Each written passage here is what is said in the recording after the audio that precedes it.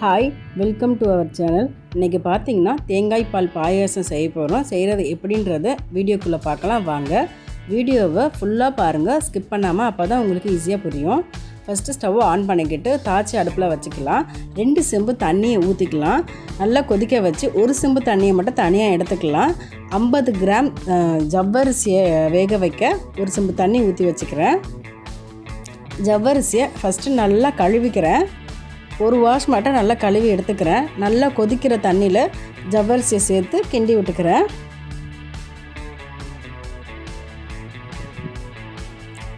நான் இந்த சேர்த்துக்கிட்டேன். ஜவ்வரிசியை நல்லா கிண்டி விட்டுக்கிறேன்.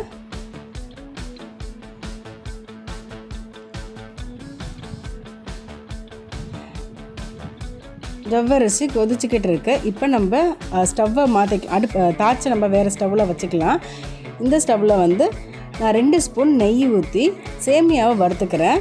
50 கிராம் ஜவ்வரிசிக்கு 100 கிராம் சேமியா சேர்க்குறேன். அந்த சேமியாவை 2 ஸ்பூன் நெய் ஊற்றி நல்லா வறுத்துக்கிறேன். ஒரு பொன்னிறமாக வர வரைக்கும் நல்லா நான் வறுத்து எடுத்துக்கிறேன். நம்ம இதை கைவிடாமல் நம்ம கிண்டணும்.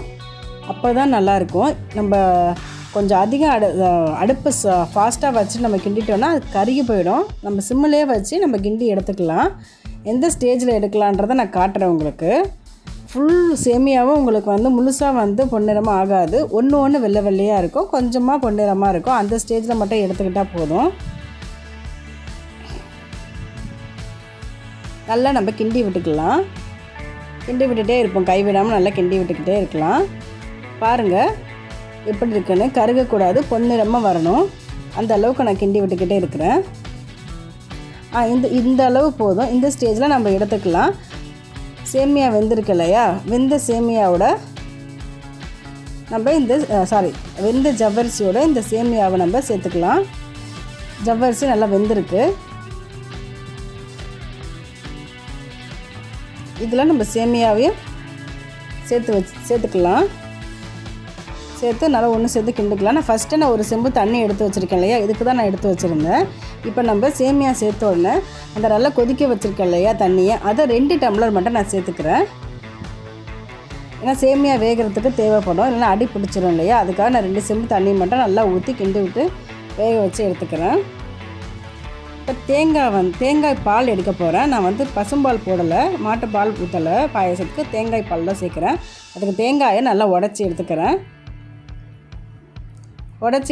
இந்த தேங்காய் தண்ணி இருக்கு இல்லையா, இது வெள்ளை பாகுக்கு நான் யூஸ் பண்ணிப்பேன். அதனால் இந்த ஃபில்ட்ரு பண்ணி வச்சுப்பேன். இந்த நாராக இருக்கு இல்லையா, தேங்காய் நாரெலாம் விழுந்துருச்சு, அதை நான் ஃபில்ட்ரு பண்ணி வச்சுப்பேன் தேங்காய் பாகுக்கு. இப்போ தேங்காய் உடச்சிட்டேன். இந்த 2 மூடியில் 1 மூடி மட்டும் நான் சேர்த்துக்க போகிறேன். ஏன்னா நான் கம்மியாக தான் பாயசம் செய்கிறேன். அதனால் ஒரு அரை மூடி மட்டும் எனக்கு போதும். இந்த குடும்பி இருக்குல்ல, அந்த குடும்பி வச்சுருக்க தேங்காவை நான் எடுத்துக்கிறேன்.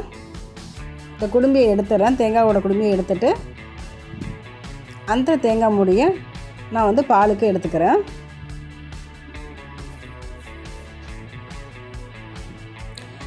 நாராக இருக்குது. இந்த இடத்த நான் ஃபுல்லாக க்ளீன் பண்ணிக்கிறேன்.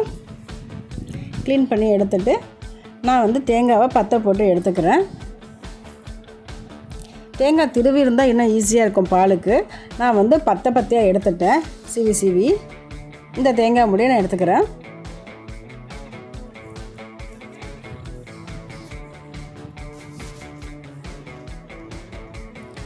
தேங்காய் பாலுக்கு நான் இந்த ஃபுல் மூடியை நான் எடுத்து வச்சு இது பண்ணிக்கிறேன்.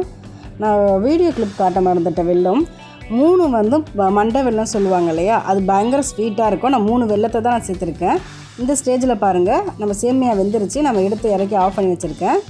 அந்த 3 மண்டை வெல்லம் இருக்குது இல்லையா, அந்த 3 மண்டை வெல்லத்தை நான் நல்லா பாவு காய்ச்சிட்ருக்கேன் அடுப்பில் வச்சு. அந்த கிளிப்பை நான் காட்டலை, லாஸ்ட்டு கிளிப் மட்டும் காட்டுறேன் பாருங்கள். சேமியா வெந்துடுச்சு. நம்ம அடுப்பில் தனியாக எடுத்து வச்சுருக்கோம். வெல்லம் பாவு காய்ச்சிட்ருக்கோம். பாலுக்கு தேங்காய் வெட்டி ஜாரில் போட்டுட்ருக்கேன். இதோ வெல்லம் பாவு காய்ச்சிட்ருக்கேன் இல்லையா, நல்லா கட்டியெல்லாம் நல்லா கரையட்டும்.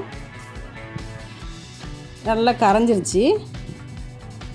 இப்போ வேக வச்சுருக்கேன் இல்லையா சேமியா ஜவ்வரிசியை, அதோட இந்த பாலை இந்த பாகு ஆட் பண்ணிக்கிறேன். ஃபில்டர் பண்ணி ஊற்றிக்கிறேன் வெள்ளை பாகுவை. ஏன்னா அதில் தூசி அசடெல்லாம் இருக்கும் இல்லையா, அதனால் நான் அதை வடிகட்டிக்கிறேன். நம்ம சீனி சர்க்கரையெல்லாம் சேர்க்குறதுக்கு இந்த வெல்லம் சேர்த்து நம்ம பாயசம் செஞ்சோன்னா நல்லா கொஞ்சம் டேஸ்ட்டாகவும் இருக்கும், நல்லா ஹெல்த்தியாகவும் இருக்கும். இப்போ நான் தேங்காய் பேர்த்து வச்சுருந்தேன் இல்லையா, அதை நான் தேங்காய் பால் பிழிஞ்சிட்ருக்கேன். நான் கையிலே பாலை நான் பிழிஞ்சு எடுத்துக்கிறேன், எனக்கு அது ரொம்ப ஈஸியாக இருக்கும். நான் பாலை பிழிஞ்சு எடுத்துக்கிறேன், சக்கையாக எடுத்துக்கிறேன். இதுக்கு நான் 1 டம்ளர் தண்ணி ஊற்றிருக்கேன், ஏன்னா பாயசம் வந்து கெட்டி ஆகிடும் இல்லையா, அதனால் நான் 1 டம்ளர் தண்ணி ஊற்றி நான் பால் எடுத்து வச்சுருக்கேன். வேணால் 1.5 டம்ளர் கூட எடுத்துக்கலாம், உங்களோட விருப்பம். செய்கிறவங்க அவங்கவுங்க இஷ்டத்துக்கு அவங்க விருப்பத்துக்கு நம்ம எடுத்துக்கலாம். 1 டம்ளர் 1.5 டம்ளர்னு தண்ணி ஊற்றி பால் எடுத்து வச்சுக்கலாம். பாருங்கள், இந்த ஸ்டேஜில் பால் ஊற்றினதுக்கப்புறம் சிம்மில் இருக்கட்டும், அடுப்பு ஸ்பீடில் வைக்க வேண்டாம். ஒரு 1/2 ஸ்பூன் மட்டும் நம்ம உப்பு சேர்த்து ஆட் பண்ணிக்கலாம். ஒரு 5-6 ஏலக்காவை தட்டி வச்சுருக்கேன், பொடியில் தட்டி வச்சுருக்கேன். இதையும் சேர்த்து நான் வச்சுக்கிறேன். அடுப்பில் மாற்றிட்டு இப்போ வந்து 2 ஸ்பூன் நெய் ஊற்றி முந்திரியை வறுத்து எடுத்துக்கிறேன். லாஸ்ட்டாக முந்திரியை வறுத்து எடுத்து பாயசத்தில் கொட்டி நம்ம சேர்த்து முடிச்சிக்கலாம். ரொம்ப டேஸ்டான சுவையான தேங்காய் பால் பாயசம் ரெடி ஆயிடுச்சு. இந்த வீடியோ ஃபுல்லாக பார்த்துருந்தீங்கன்னா ரொம்ப நன்றி. வீடியோவை பிடிச்சிருந்தால் லைக் பண்ணிவிடுங்க, சப்ஸ்கிரைப் பண்ணிவிடுங்க, ஆல் பட்டனை ப்ரெஸ் பண்ணுங்கள். அப்போ தான் நாங்கள் இனி போடுற வீடியோஸ்லாம் உங்களுக்கு நோட்டிஃபிகேஷனில் வரும். ஓகே, தேங்க்யூ, பாய்.